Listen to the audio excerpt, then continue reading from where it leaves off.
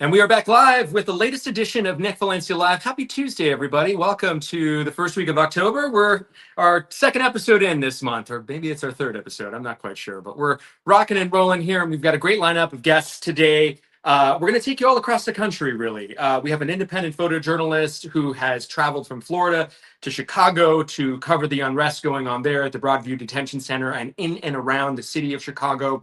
We also have a woman whose husband was detained by ICE. We're going to show you that dramatic video. And we're going to dip back into politics here with a live interview coming up here shortly with Daniel Baggerman. He is the president of Better Ballot Georgia.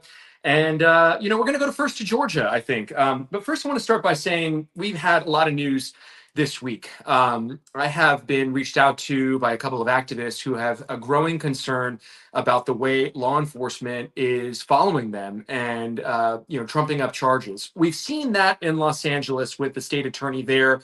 We've seen these dramatic charges of domestic terrorism. The state prosecutor gets that headline, this dramatic headline, as though they're being aggressive towards the activists involved in standing up to ICE. And then those charges are quietly dismissed. And so the headline goes away. They get the headline rather, but the story goes away.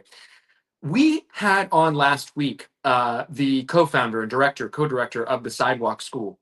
And earlier today, I saw on her social media that she posted yet again about being followed and intimidated by a sheriff's department there where she is in Texas. She is not relenting. She is not giving up. She knows that what she's doing is helping the community. She knows that posting those videos often are the only times that the loved ones of those detained have documented proof that their loved one is actually even in custody. And she's also, as we heard last week, showing up to the actual immigration court hearings and making a difference. We saw an immigration court judge delay their deportation ruling and potentially give somebody a second chance because she showed up there at their hearing with a Catholic priest. We're also seeing a lot of people out of the Catholic Church stand up to what's happening on the streets of Chicago. A viral image, or I'm sure an image that you have all seen if it hasn't gone viral already, of a father from the Presbyterian Church there in Chicago being pepper sprayed directly by what appears to be a federal agent in full tactical gear. We don't know the context of what happened leading up to that photo, but the optics enough of a man in the cloth, a priest at the Presbyterian Church being pepper sprayed right directly in the face, just inches from his face. This is the kind of situations we're seeing on the streets of America. And, it's troublesome. It's really, really troublesome. We have been following this closely for the last 3 months all across the country, and we're seeing a lot of the similar themes. We're seeing that cruelty is the point.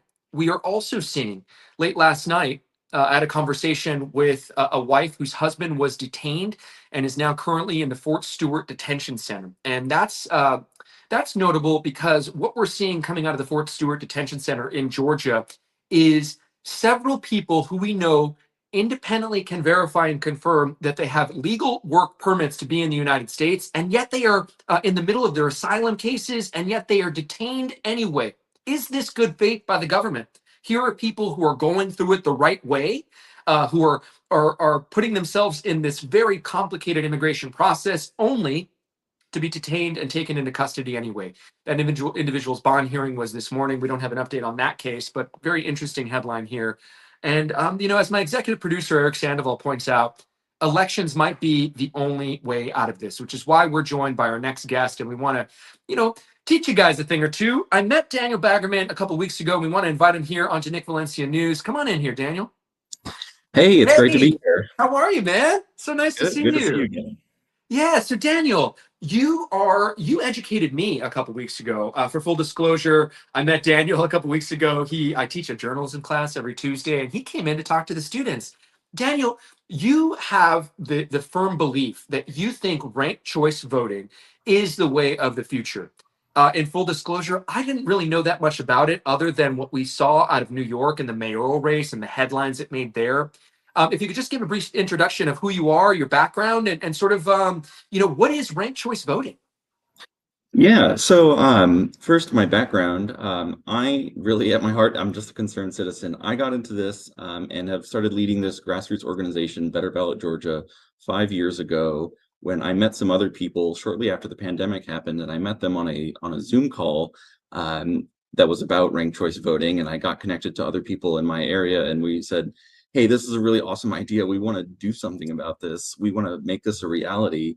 And that started out as 5 people, but now we're a whole statewide organization going strong, just trying to spread the word about ranked choice voting around the state of Georgia. It's a really great reform that could really benefit Georgia, and I'll get into more on that later. But first, to explain what it even is, it's all there in the name, ranked choice voting. And what it is really is just a simple upgrade to our election system and our ballots, where instead of selecting one person on your ballot, one candidate, you get to rank your choices first, second, third, as many or as few as you like, in order of your preference. And so by ranking your choices, we get a full view of the voter's preference, and it essentially takes our runoff system and kind of what our runoff system tries to accomplish and simplifies that down. And so with ranked choice voting, the fewest vote getters, whichever candidates get the fewest votes, are eliminated, and the voters' ballots automatically transfer to their next choice. It's just like with our runoff system that we have now, where the lowest vote getters are eliminated, and then we make voters come back out to the polls to vote again to figure out who the winner is. But with ranked choice voting, we could do that all instantaneously under one election.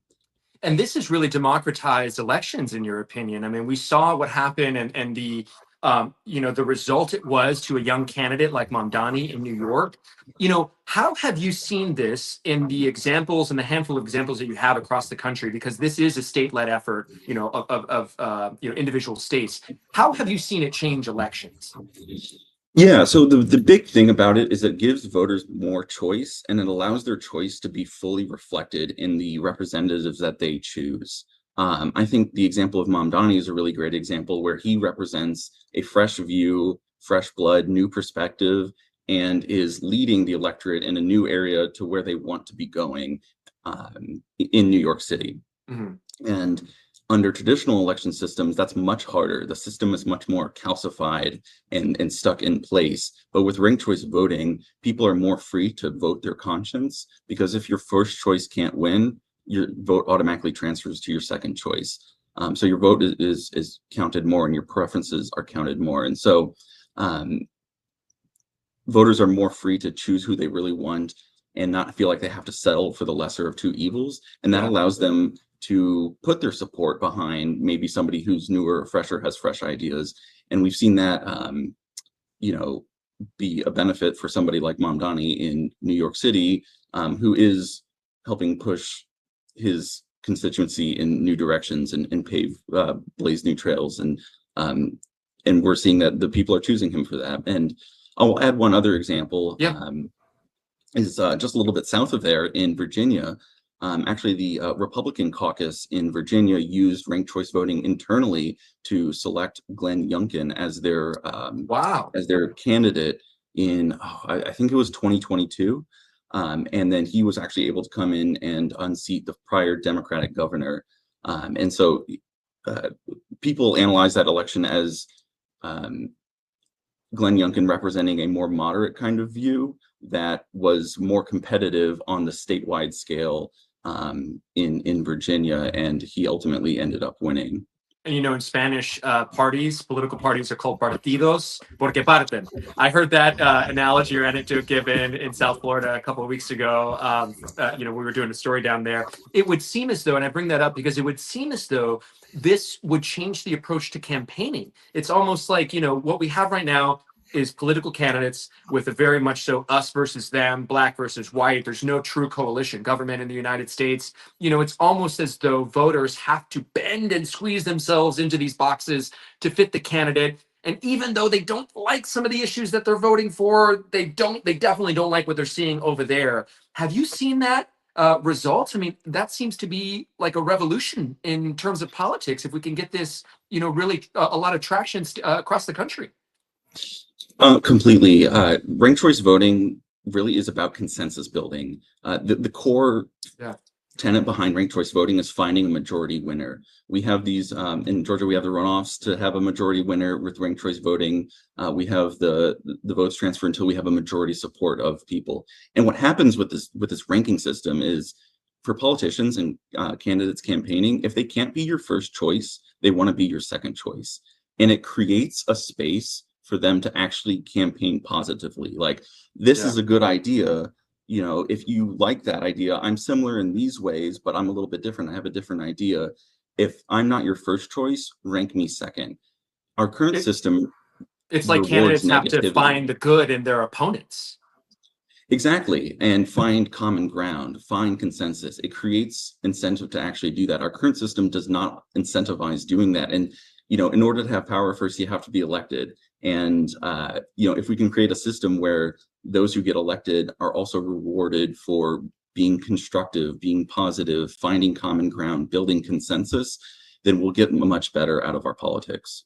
And the people that are pushing back against this, it's a sort of bipartisan pushback from incumbents, right? From people who have the power and who like having the power and want to hold on to the power. It's that whole Animal Farm mentality that we learned in elementary school. Absolute power corrupts absolutely, right? Not to throw shade on any one individual, but it's just like the human condition, right? It's like, once we have this, we want to hold on to this forever. Is that changing? Is ranked choice voting changing that?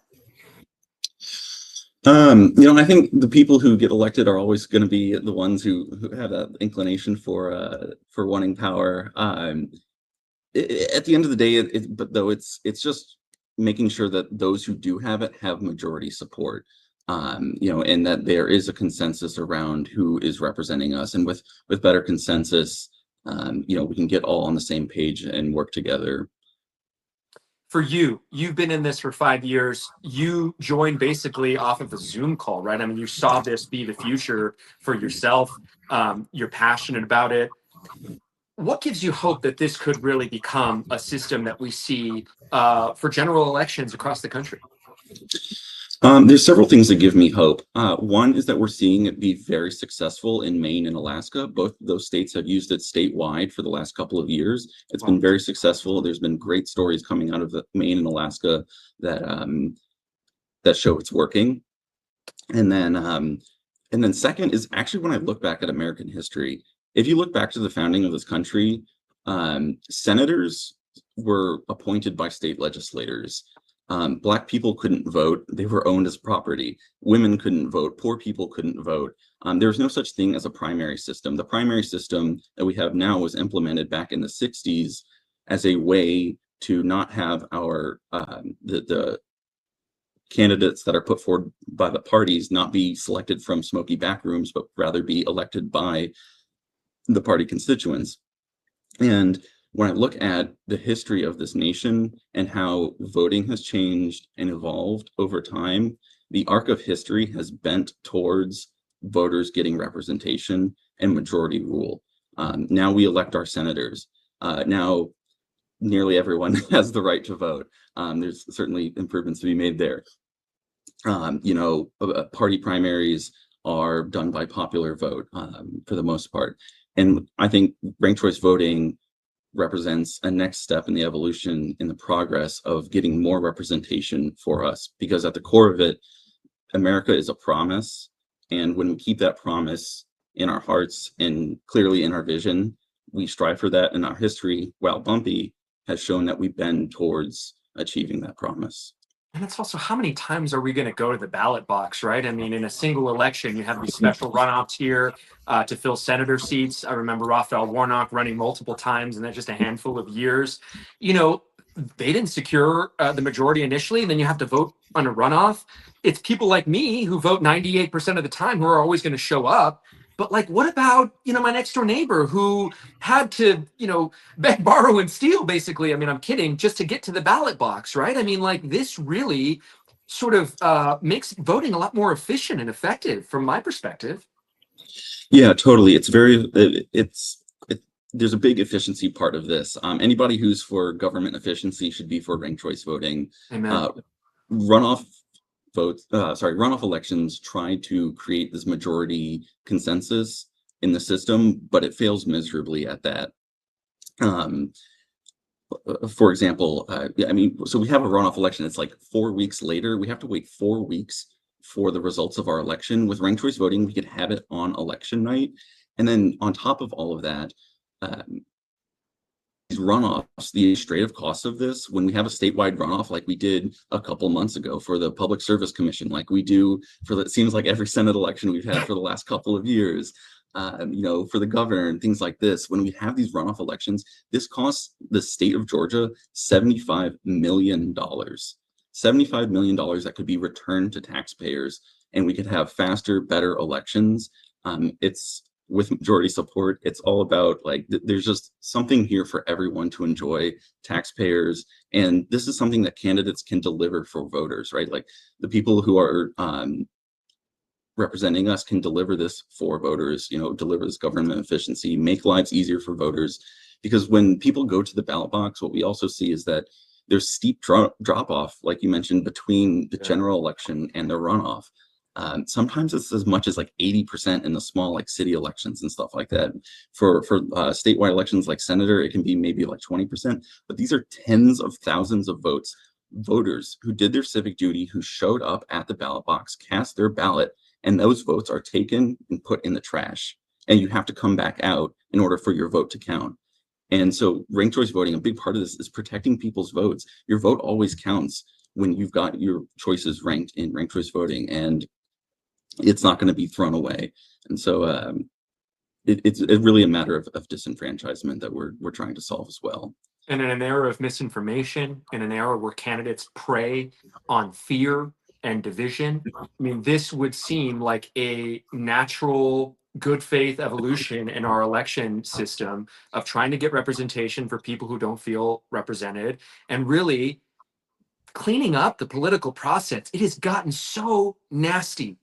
It is so vitriolic, and you would think, you would hope that something like this would stem the aggressiveness of that vitriol that we're seeing in our politics. Daniel Baggerman, thank you so much for taking the time with Nick Valencia News. I really appreciate it. My EP's telling me to wrap it up, but I always love ending every interview by asking, is there anything I haven't asked you that you think is important to know, or anything that you'd like to talk about? Go ahead. The one thing I'll, I guess, plug is that we have a voter guide coming up that we'll be publishing for municipal elections all around Georgia. So if you look up Better Ballot Georgia Voter Guide 2025, you'll find that coming published next week. Keep your eyes out for that if you're a Georgia resident. But thank you so much for having me. This has been a joy to speak with you. Hey, brother, thank you. You're welcome back anytime. I want to educate people here. I want people to learn. And when I met you a couple weeks ago, you educated this 42-year-old, right? So I'm like, okay, let's bring people on that help teach and, make a change and make a difference. And you are. God bless you, brother. Thank you so much for taking the time with us. Really appreciate it. That was Daniel Baggerman, president and CEO of Better Ballot Georgia. And I tagged him in our story on Instagram. If you want to go and follow what they're doing on social media, I believe it's just Better Ballot GA. And it's all state-led initiatives all across the country. You have initiatives in New York, Virginia, Alaska, Maine. You threw out a bunch of states. It sounds like a great idea. I mean, I know there's tons of you guys that are watching right now that say, why aren't we doing this all across the country? That was my first reaction when I heard about it. And I really think it's making a big difference. Speaking of making a difference, we're going to pivot now to what's happening in Chicago. We've seen the videos. We've seen the communities. It's very similar to what we saw in Bell, California, when ICE, undertook their first siege, that first wave of siege of Los Angeles in the first weeks of June. We're seeing, especially in the south side of Chicago, people stand up to actions like the video that I'm about to show you, where it appears a suspected ICE agent decided to launch tear gas into a residential neighborhood indiscriminately. Take a look.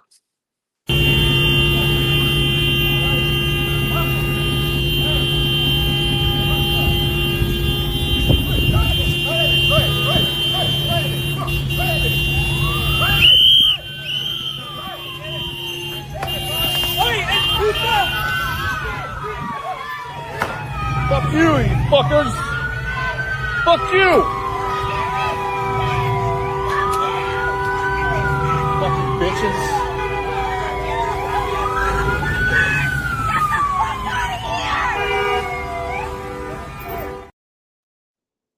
You can see there in that video, it appears that the suspected federal agents really wanted to get out of that area. And what they decided to do was launch tear gas. But it's not just these quote unquote activists or community members that are standing up to ICE that are on the other end of this. It is also our law enforcement officers who are there, in theory, to protect and serve the community.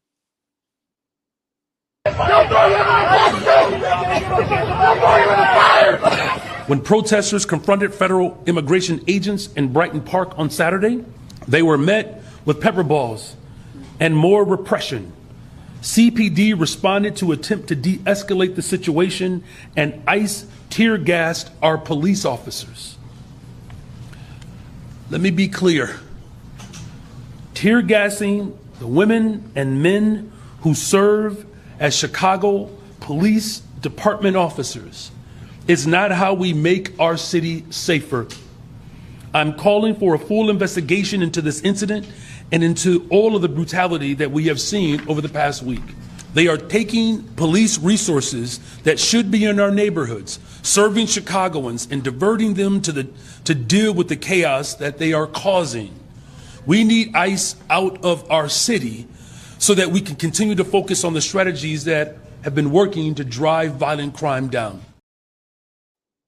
It's Democratic Mayor Brandon Johnson there, speaking very passionately about the scenes unfolding on the streets of Chicago, where even police officers are on the other end of that. And somebody who has been directly on the other end of that violence from federal officials is our next guest, Dave Decker. He's an independent reporter and photojournalist. Dave, welcome to the show, man. Come on in here.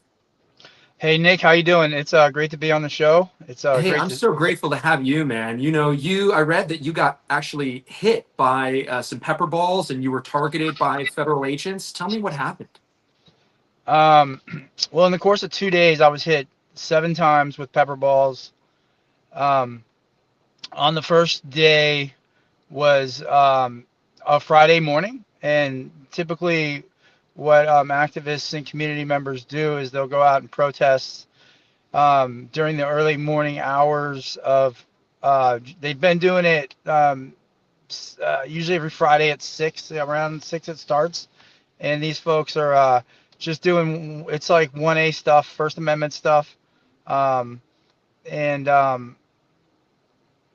in that process it looks like some folks were doing like kind of like human shield stuff with but what happens is they're met with overwhelming force. I mean, you have maybe 20, 30 people out there, and then the agents come out, and it's like a kind of back and forth kind of conversation thing where people are yelling at each other. I mean, there's a lot of emotions. It's amplified definitely with emotional intensity.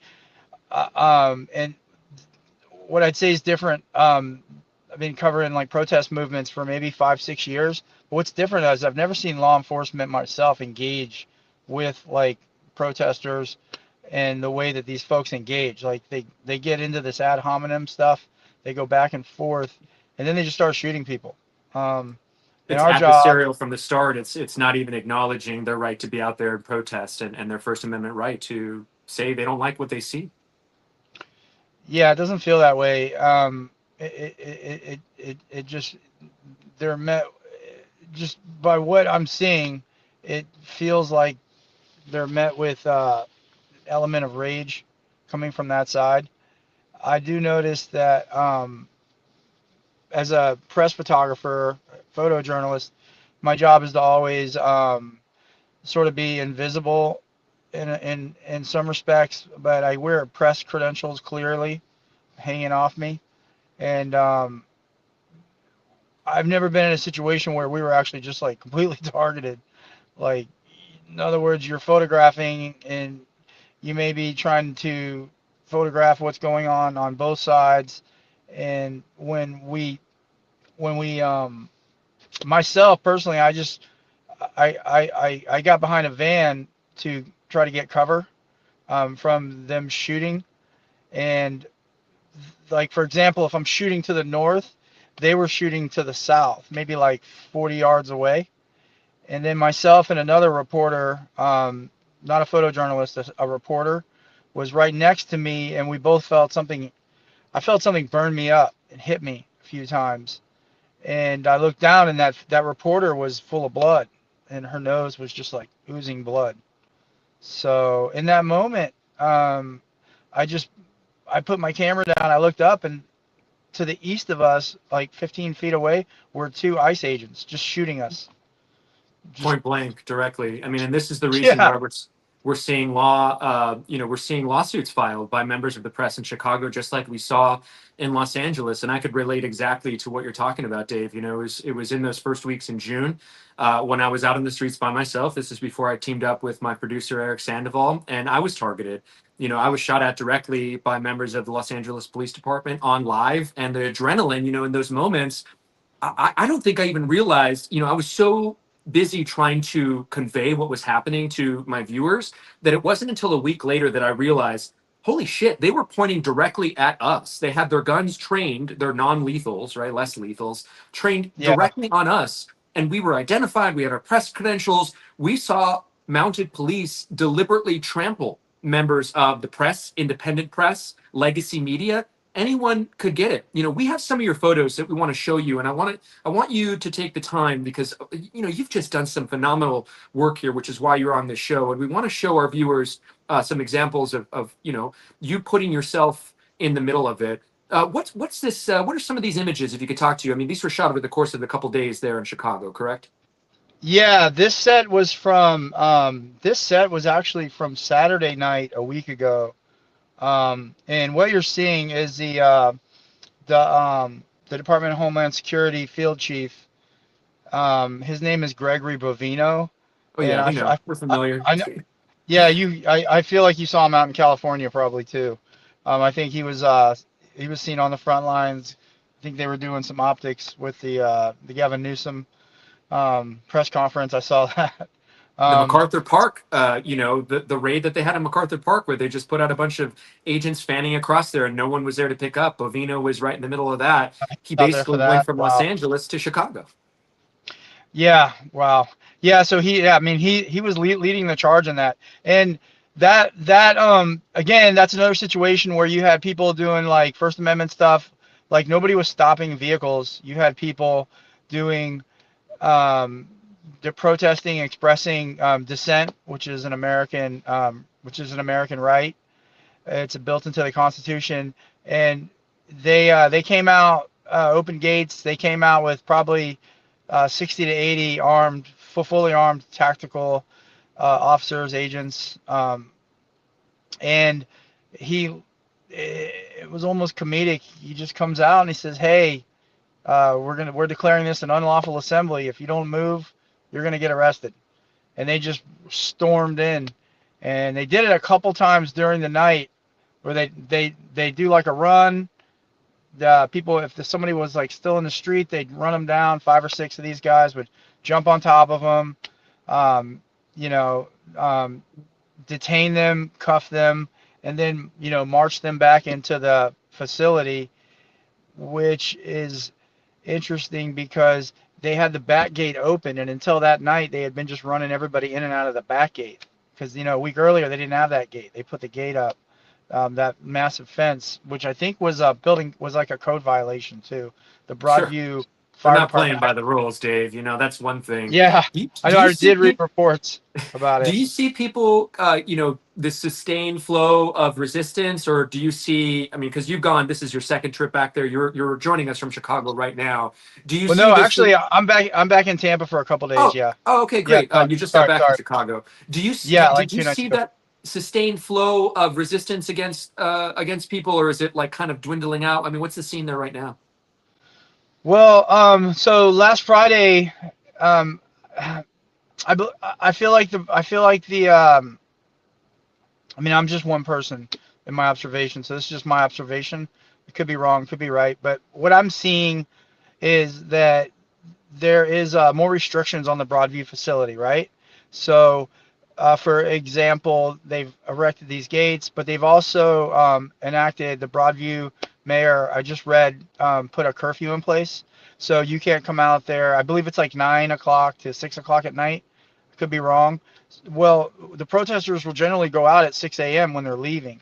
So there's that restriction on their ability to protest at peak hours out there. Plus, the coalition that was formed last Friday that was announced was, I'm sorry, last Thursday they announced the coalition with Illinois State Police, Cook County Sheriff's Department, the Broadview Police Department, and there were a few other like municipal law enforcement agencies. Those agencies were all organized together to create these safe spaces. What they called them free speech zones. However, those feel like the Oh no, we're losing Dave. I think we might have just lost Dave. He had a connection that was dwindling. We were just starting to get into it. We were about to show you video of Dave that he shot of a young man being detained. Maybe we'll have Dave come back here in just a little bit. But while you're here, why don't you take a look at some of Dave Decker's work there in Chicago? Why is he being detained? David Berkman from UNG! Hey, come here! Howard! Fucking Howard! Howard! Fucking kidnappers!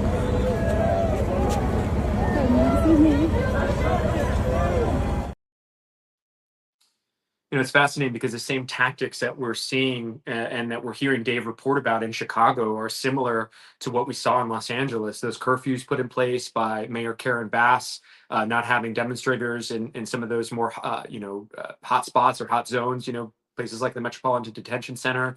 At one point in Los Angeles, the streets of downtown LA were flooded with demonstrators, and that curfew really, poured some cold water over what was a blossoming resistance movement. We also had, of course, the strike in Iran that kind of took the raids out of the national headlines. But we have Dave Decker back here. And we just showed, hey, Dave, we just showed your video of a man being detained. I believe there was 4 people that were detained one night. You were talking about the heavy-handed tactics and sort of also the similar tactics that we saw in Los Angeles. I really want to, know what's driving you personally, because this is, it's a chaotic situation. These are situations where you have to have your head on a swivel. You're putting your personal safety in jeopardy. Why do it? Gosh, it's a good question. I'm sure you've had to ask yourself the same question, right? It feels like there's a power in story, right? And there's a or should I say, the power of the story offers personal fulfillment and sense of satisfaction in knowing that you're a steward for the truth. So in journalism, I feel the need to put a lens on what's happening in America when you're talking about these rights and rules that were granted from constitutional documentation. It just feels like when you see those rights being trampled on, or you see frontline communities experiencing moments and periods of pain and suffering from systems of oppression, it's important to document these things. But do it for me, it's doing it in an objective way and telling the truth. Obviously, we always have to tell the truth. Like, it's better to be second and right than it is to be first and wrong to a story. You know what I mean?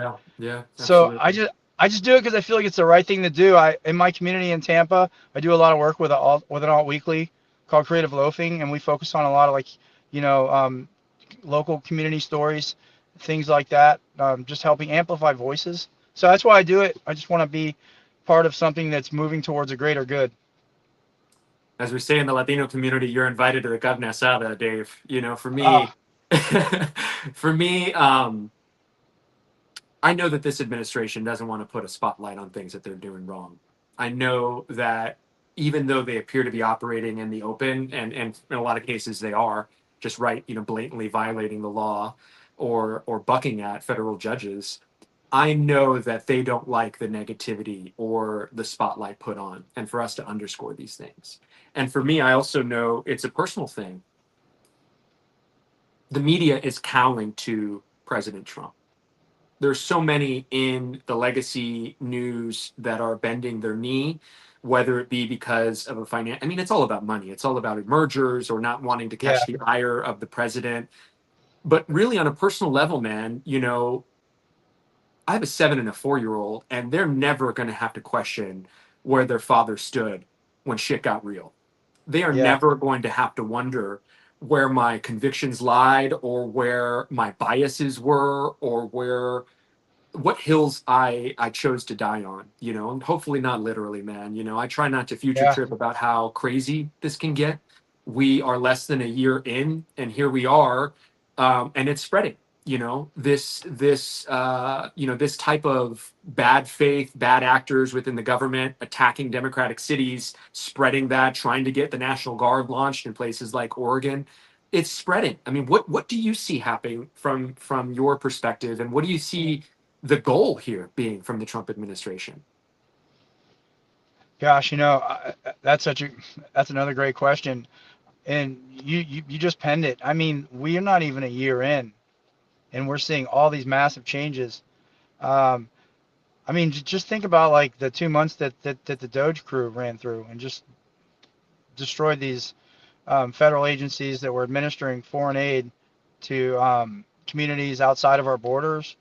The harm done to uh, the federal agencies that were, doing good work to help people um, basically have jobs, taking care of our national parks, the science community, the meteorological community. I mean, and that was like 2 months of watching all that, and now we're into this whole phase of like this immigration crackdown that's how they call it, but the language. I mean, we're in a phase where the language they use is so hostile, the way they're describing human beings, um, and we're not even like a year in. I mean, sorry, I'm shaking this phone, but we're not even a year in. But what do I see? I don't even want to say what I see.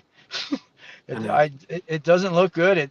I don't know. I don't know. I feel like we just need to be out here doing what we do, trying to tell these stories, collaborating with each other in as many ways as we can. We're not even on, like, we're beyond scoop level. We just need to share information and help get stories out. I believe Um, that, man, and that's why I'm so grateful you joined us, brother. I mean, we have been following, Eric and I, my producer, have been following your work very closely, and we really want to thank you from the bottom of our hearts, man, for being our eyes and ears out there in Chicago. You're welcome back on the show anytime, man. oh, You got an thank you so open much, door Nick. here in Atlanta, Yeah, and I'm same sure here. Eric as well in Los Angeles, man. You got two new friends on your side, and so God bless you. Be safe out there, brother. Thank you so much. That was Dave Decker, independent reporter and photojournalist who is traveling from Tampa to show up in Chicago to be there on the front lines because, as he mentioned, people aren't being treated like human beings. This man made construct of laws that says one person is legal and another person is illegal. I hate using those terms. I absolutely hate them because it just plays into this narrative that people are not human beings. No person is illegal. That's not a noun. Maybe what they did, their act of crossing, and even in that case, it's a misdemeanor. The heavy handed tactics that we're seeing the Trump administration, it's not in good faith, and people are upset about this. People are upset about this, and it's not just liberals.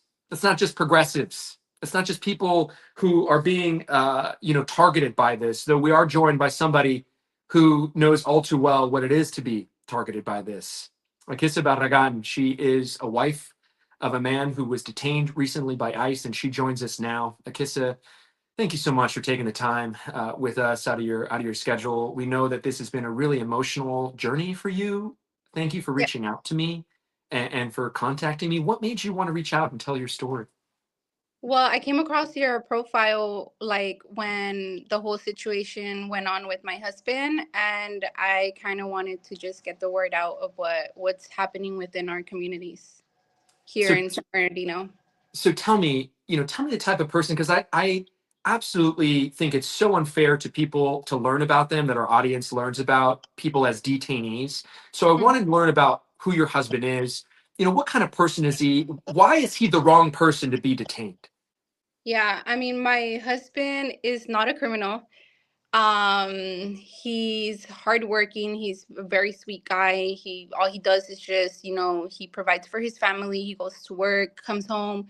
We have a very like repetitive schedule because my kids are in soccer. Both my girls are in soccer, so that's what our life consists of, like soccer, working, just being around our family and kids.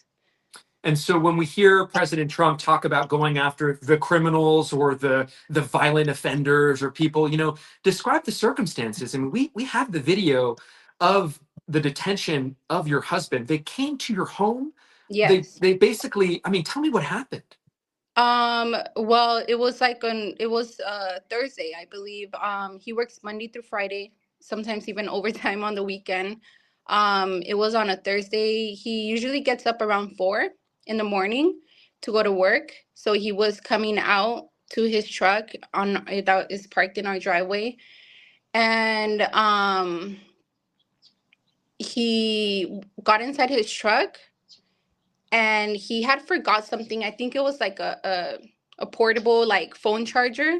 So he was walking back, and as he was walking back into our like pathway to go into our home, that's when he heard like the cars pulling up in front of our home, like where the street is, and then there was already like agents on foot like behind our bush. I could show you because I'm like outside right now. Yeah, I'd love that. You know what? I don't I know would if love for you to show us. Yeah. I could Well, switch. how about this, Akissa? You're showing us that. We want to show the video of the Oh detention of yes. your husband. Yeah. Eric, I believe we have that queued up.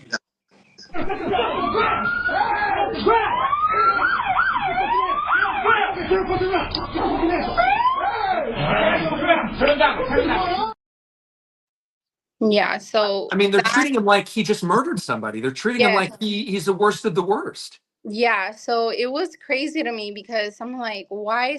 Like, it was just a big, like, it looked like a raid in front of our home. And I'm like, it's so crazy to me because, like, they don't even treat actual criminals like this. Like, I've seen school shootings and they're like, treating them in such a nice way. And I'm like, so many agents, so many cars, so many agents for one person. And like, it hurt me because I'm like, I know the type of person my husband is, and for me to see him being treated like that was very horrible. Honestly, I'm sorry, I'm gonna get emotional. I don't know. I can only imagine, Akissa. I can't imagine. Yeah, and it was a very horrible experience, honestly. And I was the type of person that I didn't believe what was going on.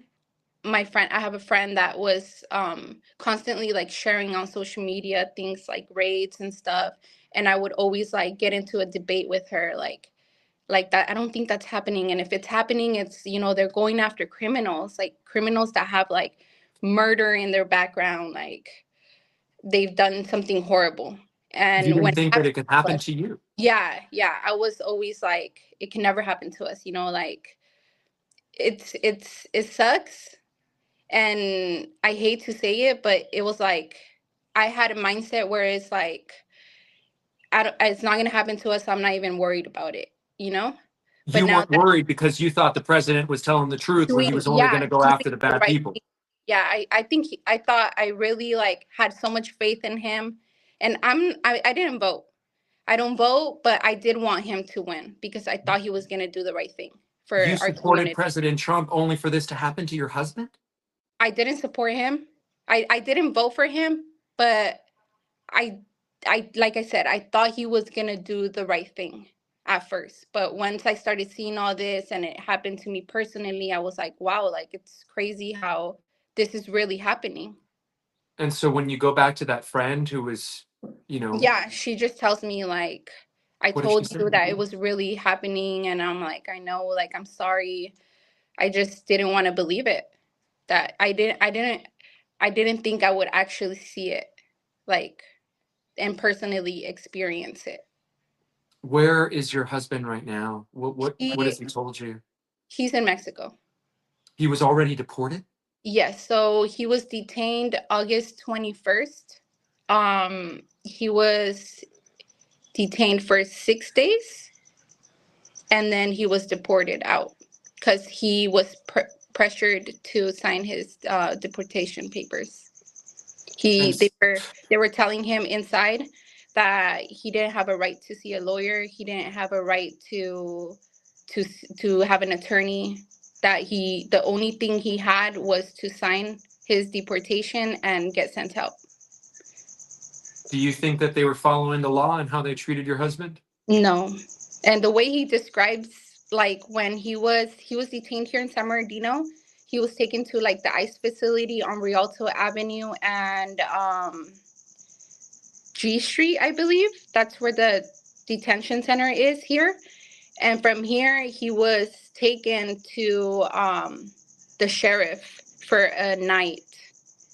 And he said that there he got threatened by the inmates. So he was treated very badly.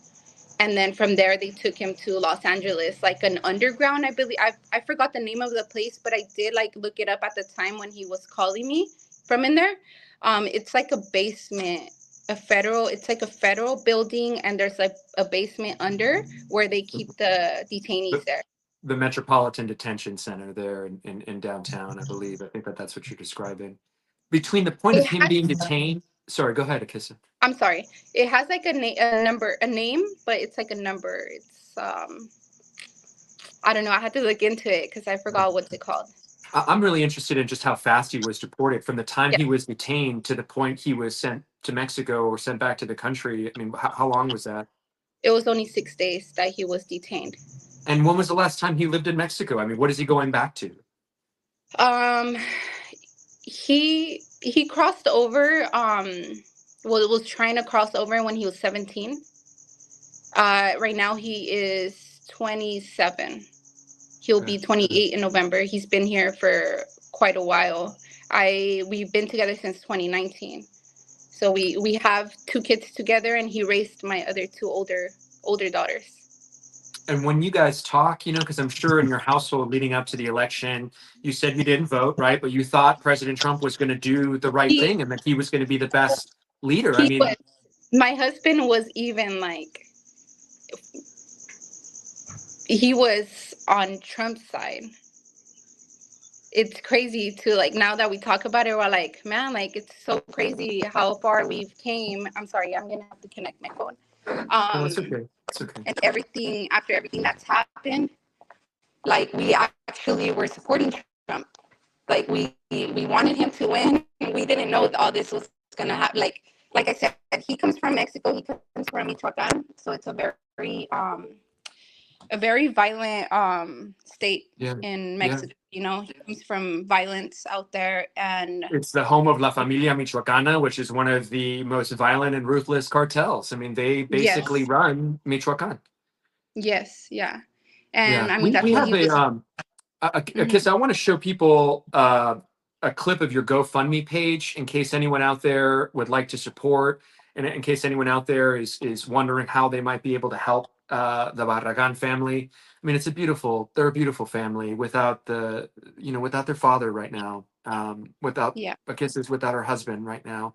What are you doing to sustain? How can people access this? How can they help you out right now as the head of your household? So that is a change.org. It's like a petition that somebody mentioned for me to like start. Maybe our voices will be heard through that. My GoFundMe is a different, I did a different GoFundMe. But right now we're actually having to like drop everything and be with my husband. So I'm going like every weekend. I'm just traveling every weekend to the border and, taking the kids to see their dad. And I mean, that's what we've been doing now. For now, we are gonna like move out there. We're thinking about moving out there, but it is a big change for my kids. I feel like it isn't a safe environment for them. And it sucks. I mean, I don't know. I've been trying to like look for resources, seeing what we could do to bring him back, because it is very unfair that, he got detained, he got deported, and we need him over here, Of course you need him. His job, it's crazy because the owners of the company he works for like got in contact with me and told me like, anything we could do for you guys, let us know. But there's nothing that could be done, because I spoke with a few attorneys, and they told me since he tried crossing like 6 times when he was 17, um he can't he can't come back legally anytime soon, at least. The reentry is a felony. The illegal reentry makes it a felony. It's this Yes. outdated, archaic 1990 law that makes illegal reentry a felony, and that puts you basically to the back of the line. And this is heartbreaking. You know, we're going to definitely put your GoFundMe in our socials. You know, we've got a lot of followers, and we have a lot of generous followers. So hopefully somebody out there will see that. What do you tell your kids right now, Kissa? Did they know that this? I know that you guys were in denial about what could potentially happen. Did they know Dad was undocumented? Did they know that this? You know, what do they know about the situation right now? Well, I have a newborn. At the time he was detained, my baby was a month old.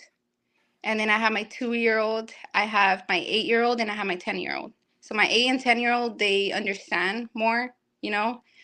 Before, when, you know, we were seeing all these raids and people, you know, getting treated the way they were treating immigrants, we were explaining to them, you know, a little bit about, you know, how some people are not from here, and, you know, Trump doesn't want people that are not here legally here. And we did mention to them that he wasn't here legally, that he was an immigrant. But now, I mean, they understand because we're going to visit him every weekend. Yeah. If President Trump was right here in front of you and you were talking to him instead of me, what would you tell him? What would you ask of him? That's hard. I mean, to not be treating immigrants unfairly. I mean, it's just horrible seeing all these things going on. It's crazy because his wife is an immigrant, you know? And why is it that they're only targeting the Hispanic community? It's what I don't understand. It causes a lot of like confusion.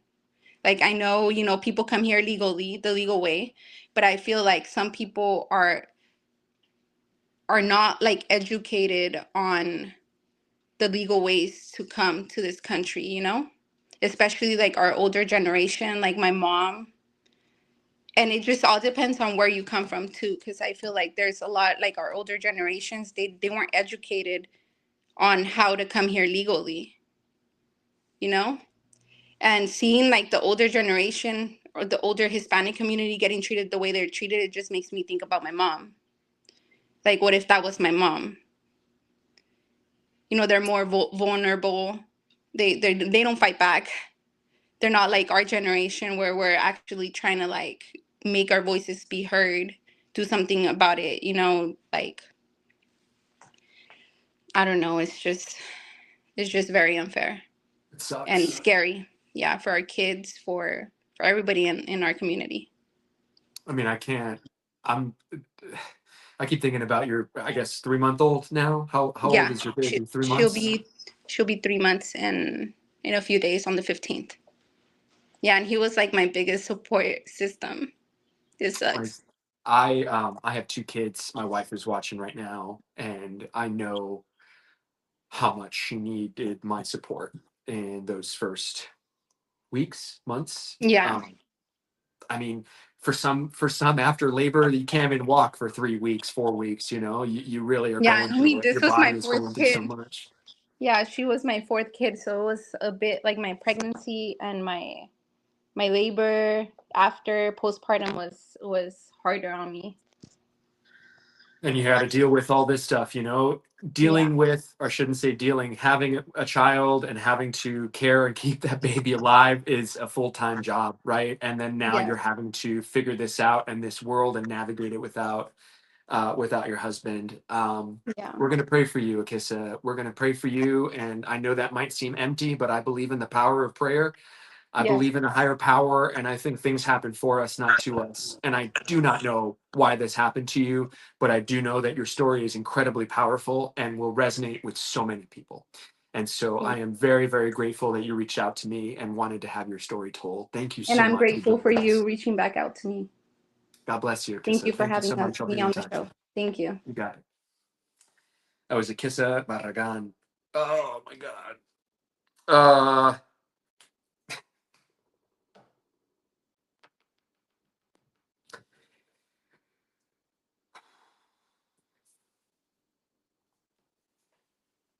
I don't know how else to make it clear that our community is being targeted.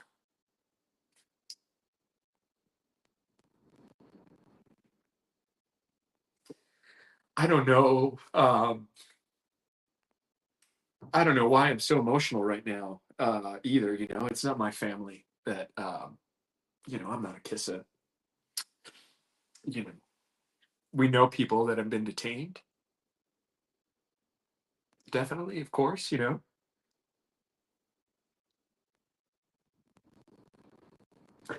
Waking up every day to these videos that we see of our people being targeted.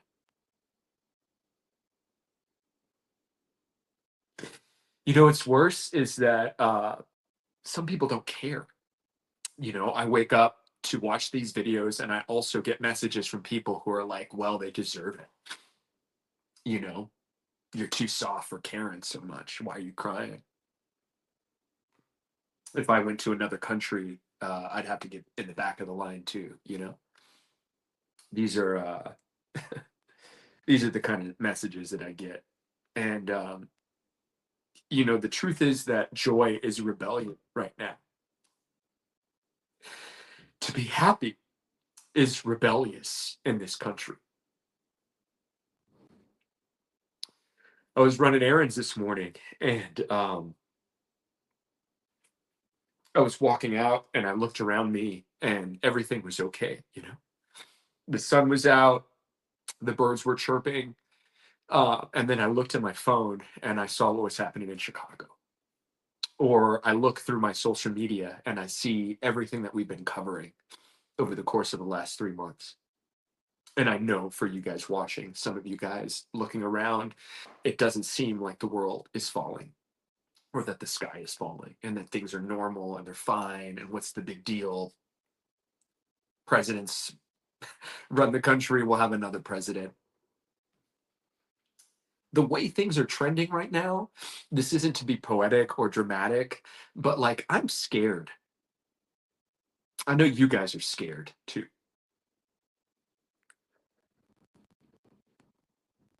I know that you don't like what you see, which is why you're showing up to watch us here. You know, so where do we go, right? Where do we go when we're so scared? And I know that the only thing stronger than fear is hope. I know that journalism matters. And if I think about how I can make a difference in this world, I'm trying to do it with what we're doing here. It's rebellious to tell the truth.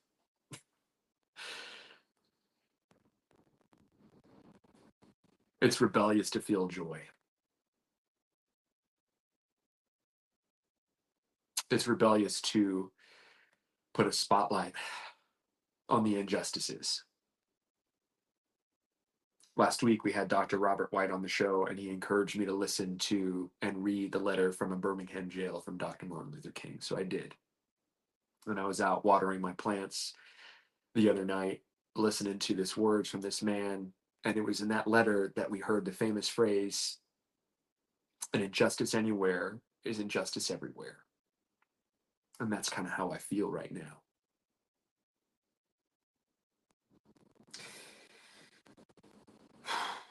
Where do we go from here? We got to build it, guys. We got to build it, man. We got to wake up and fight back. We got to wake up and step up. I'm so grateful for you guys helping me build what we're building here. I'm sorry to get emotional, but that story with Akissa and her being in denial of no way could this happen to me. You know, no way could this happen to our family. We're good people. My husband may be here illegally, but we're good people. Trump's not going to come after us. Trump doesn't give a shit. Stephen Miller doesn't give a shit. Tom Homan doesn't give a shit. They don't care. Today, it's the undocumented or the illegal. Tomorrow, it's the undesirable American. Wake up. Wake up. Understand that. If you voted for Trump and you supported him, wake up. That's all I got to say, man. That's all I got to say today. Thank you guys for helping support this and build this, create this, fund this. We're unbought, man. There's no mega donor behind this. There's no one telling me to write questions, or there's no one giving me cues in my ear. This is all coming from my heart and my head. I don't write questions down. I got this computer in front of me. Eric's in Los Angeles. We're watching these interviews together. Sometimes I'll type a question. Well, there's no greater influence or grand influence behind this. This is me, my wife, and Eric, and a couple others. And on my best days, I wake up and I really feel like we're part of the resistance in this country. Thank you guys for helping us build this. Make truth go viral, guys. And have a great day on purpose.